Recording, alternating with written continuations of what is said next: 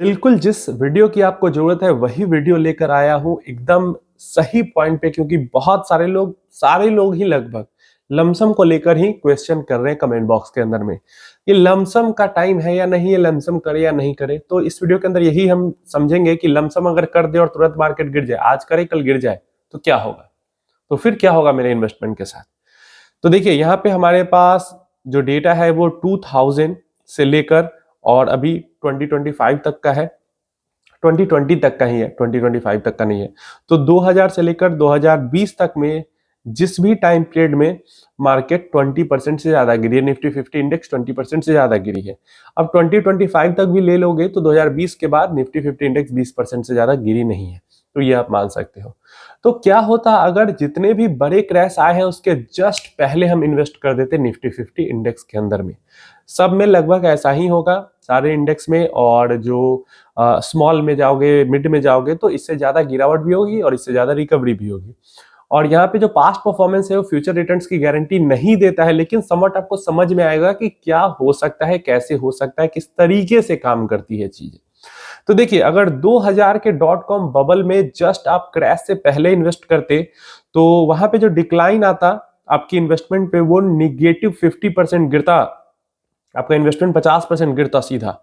और वहां से जो अभी तक निफ्टी 50 इंडेक्स है वो एकदम पीक पे आपने इन्वेस्ट किया था गिरने से जस्ट पहले, और फिर भी आपका जो रिटर्न है वो 13% का बन गया है एंड 20x हो गया है पैसा, 20.8x, तो ऑलमोस्ट 21 गुना पैसा हो गया। कब? जब 25 साल पहले मार्केट गिरने से जस्ट पहले आपने इन्वेस्टमेंट किया था, मार्केट क्रैश से जस्ट पहले तब। और सिर्फ वही मार्केट नहीं, कि उसके बाद कई बार गिरी है बीच में, हमने देखा है ना, 2008 में तो 80-90% गिर गई थी। चलिए, और इन्फ्लेशन इसी टाइम पे 5% का था। इस पूरे पीरियड में इन्फ्लेशन एवरेज 5% का रहा है और रिटर्न हमारा 13% का रहा है। 2004 इंडियन इलेक्शन के कारण अनसर्टेनिटी थी और वहां पे निफ्टी 50 इंडेक्स ऑलमोस्ट 30% क्रैश किया था। और यहाँ पे जो हमारा रिटर्न बना है 2004 से लेके अभी तक, वो बना है 14% का, और जो इन्वेस्टमेंट है निफ्टी 50 के अंदर में वो 17 टाइम्स हो गया। और इस टाइम पीरियड में जो इन्फ्लेशन है वो 6% का है, तो इन्फ्लेशन से बहुत ज्यादा रिटर्न्स बने हैं निफ्टी के अंदर में।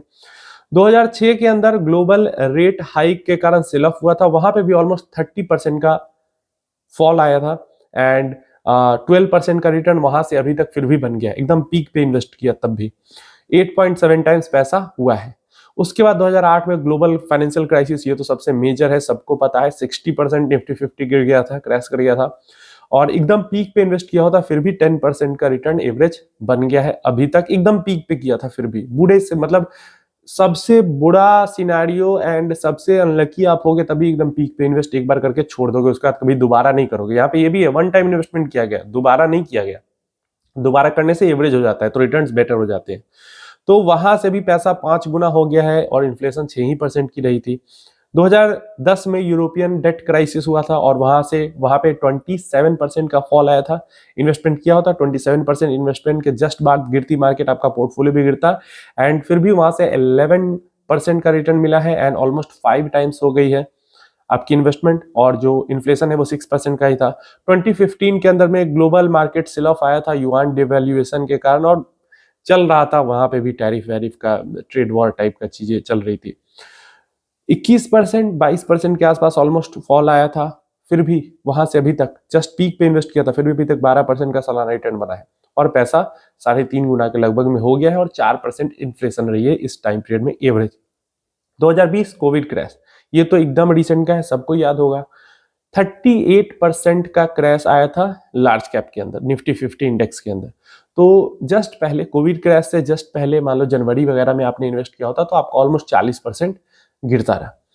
पीक था जनवरी 12-12.5 हजार का लेवल, फिर भी वहां से अभी जो है 15% का सालाना रिटर्न बन गया 2020 से 2025 तक, और ऑलमोस्ट 2.2 टाइम्स। आप तो नॉर्मल जाके 5 ईयर्स का चार्ट लगाओगे तो आपको 100% दिख जाएगा वहां पे।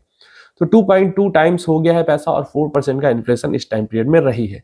तो पहला जवाब यहाँ पे आपको क्या मिल गया कि जस्ट अगर हम इन्वेस्टमेंट करते हैं उसके जस्ट बाद ही मार्केट गिर जाती है, सबसे ज्यादा डर लोग को यही होता है, तो क्या होता है? तो लॉन्ग टर्म में इससे कोई फर्क नहीं पड़ता है। अगर आपका होल्डिंग पीरियड लार्ज कैप के अंदर इन्वेस्ट कर रहे हो 5 ईयर्स प्लस का है, मिड कैप स्मॉल कैप के अंदर कर रहे हो, 8-10 ईयर्स प्लस का है, तो इन्वेस्ट करने के जस्ट बाद क्रैश आ जाती है तो भी कोई दिक्कत नहीं, जबकि आप लमसम कर रहे हो, पास्ट डेटा ये दिखाता है। अगर SIP कर रहे हो तब तो कोई बात ही नहीं है, या फिर लमसम में भी ऐसे इन्वेस्ट कर रहा है, कुछ पैसा अभी किया, फिर 2-3 साल बाद या 1 साल बाद कुछ पैसा बहुत सारा आया वो कर दिया, फिर 2 साल बाद कुछ पैसा वो कर दिया, तब तो और बेटर रिटर्न्स हो जाते हैं, क्योंकि फिर तो एवरेज आउट हो जाता है। और हर बार आप एकदम पीक पे ही इन्वेस्ट कर दोगे, इतना अनलकी कौन हो सकता है।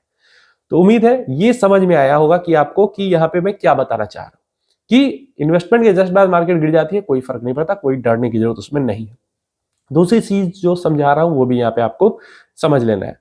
अब यहाँ पे 10 लाख रुपया इन्वेस्ट किया, तुरंत मार्केट गिर गया, उससे तो ज्यादा नुकसान नहीं हुआ।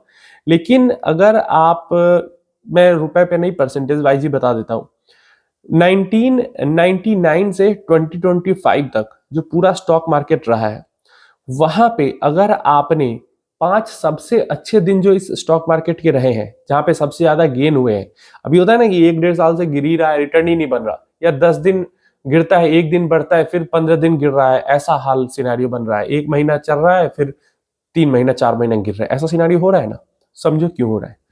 तो जो पैसा है वो कम दिनों में ही बनता है। जैसे मैंने बताया कि 5 जो सबसे अच्छे दिन है वो अगर आप मिस कर जाते हो 1999 से लेकर 2025 के बीच में, तो आपका जो टोटल कैपिटल है वो 38% से घट जाता है। 38%, ऑलमोस्ट 40% सिर्फ 5 दिन में आपका कैपिटल बना है, इतनी तगड़ी ग्रोथ आई थी। 10 अगर अच्छे दिन मिस कर जाते हो आपका कैपिटल 55% से घट जाता है।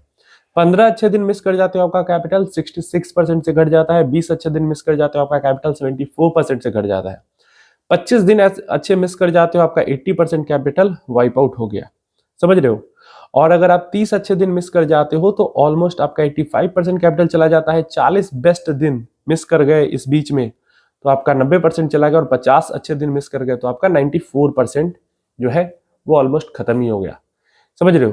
तो 1999 के बीच में, 1999 से 2025 के बीच में कितने साल है, और सिर्फ 50-60 दिनों में जो मेजॉरिटी में जो वेल्थ बनी है, मेजॉरिटी में जो गेन्स हुए हैं, वो 50-60 दिन जो अच्छे रहे हैं, मतलब नॉर्मल भी देखो होता क्या है स्टॉक मार्केट में, कंसोलिडेशन का फेज ज्यादा लंबा चलता है, गिरावट का टाइम भी उतना ज्यादा नहीं चलता, गिरावट का फेज भी कम ही चलता है। हमारे इंडियन इक्विटी की हम बात करते हैं, गिरावट का फेज भी कम ही चलता है। कभी कभार कोई 10 साल 20 साल में एक फेज जहां पे गिरावट ही लंबी चलने लगती है, नहीं तो गिरावट का फेज भी छोटा या थोड़ा सा मीडियम चलता है।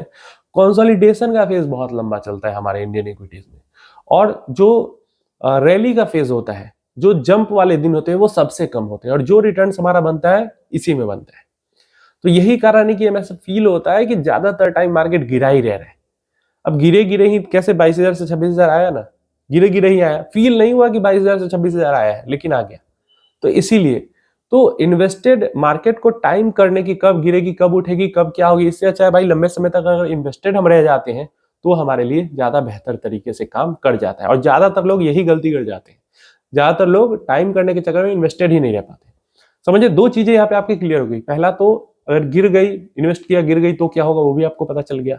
और लंबे समय तक आप इन्वेस्टेड नहीं रहते हो, बीच में इधर उधर जंप करते हो, मिस करते हो SIP को, कैपिटल इन आउट करते हो, तो उसका नुकसान कितना बड़ा हो सकता है ये भी आपको समझ में आएगा। ये रिसर्च फंड्स इंडिया ने की है।